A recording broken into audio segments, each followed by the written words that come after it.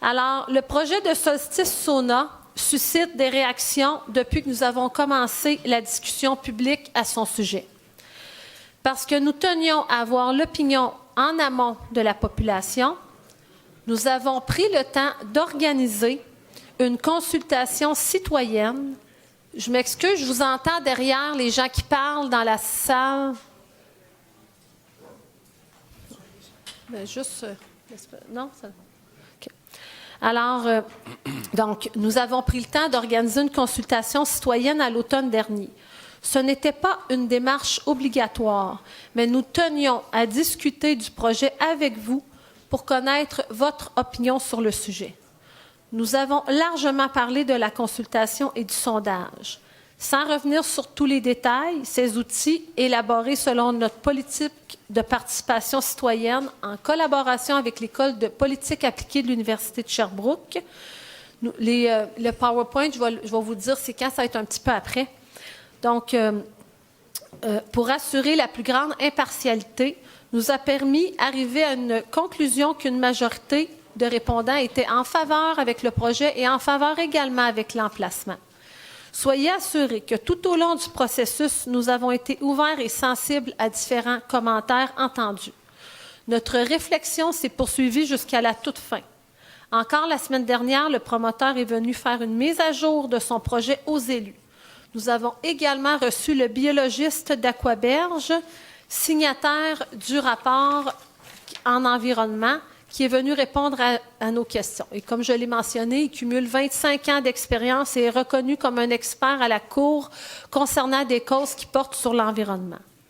Puisque le projet fait réagir, peu importe la décision du Conseil, des critiques se feront entendre. Ce que je vais faire ce soir, c'est un résumé de l'évolution du projet depuis l'automne. Je souhaite également revenir sur certains enjeux qui ont été soulevés sur la place publique et annoncer les prochaines étapes. Donc, il va y avoir un petit PowerPoint. Environnement et frayère à Touladi. C'est un projet vert sans impact négatif sur l'environnement et sur la frayère. Puis même que le biologiste disait que les vagues du lac ont plus d'impact que les baigneurs sur la frayère. Privatisation du quai McPherson. Le Conseil est sensible à ce bien public. Aucune intention de privatiser les berges. On a décidé de localiser le projet Solstice Sauna au quai McPherson, qui circonscrit les usages commerciaux à cet endroit et évite de développer d'autres endroits au parc de la baie de Magog où on étalerait le commercial.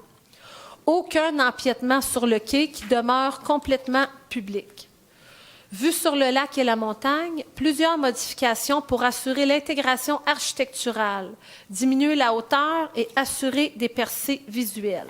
Toit plat au lieu d'un toit en pente, 2 bâtiments au lieu d'un seul pour assurer une percée visuelle, hauteur des bâtiments à partir du quai entre 8 et 11 pieds selon le niveau du lac. Si on compare sur le quai les petites billetteries, c'est 11 pieds, donc c'est déjà au niveau du maximum, et Grand Cru entre 20 et 24 pieds. Des nouveaux plans seront présentés au CCU sous peu, parce qu'on les a juste reçus la semaine dernière, pour un PIA.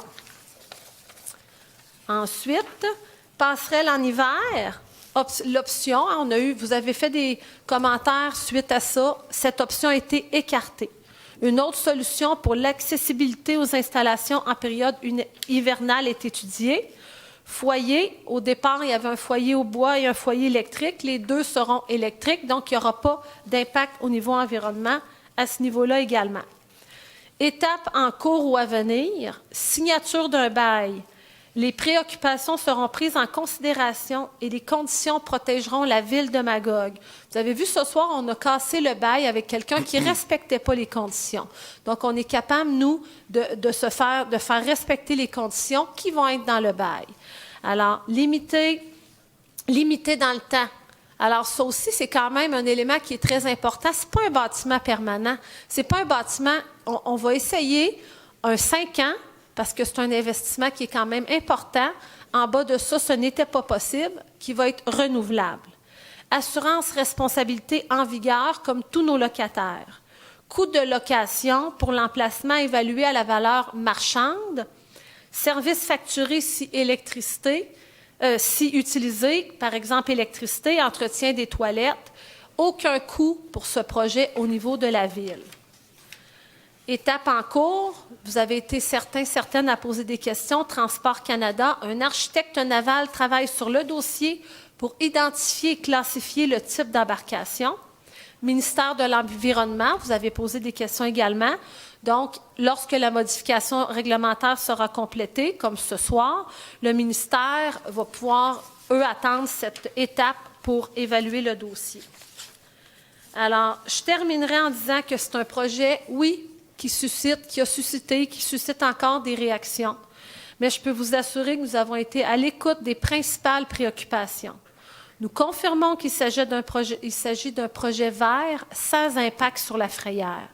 Plusieurs modifications ont été apportées depuis l'automne pour assurer une intégration architecturale et préserver des vues sur le lac et la montagne.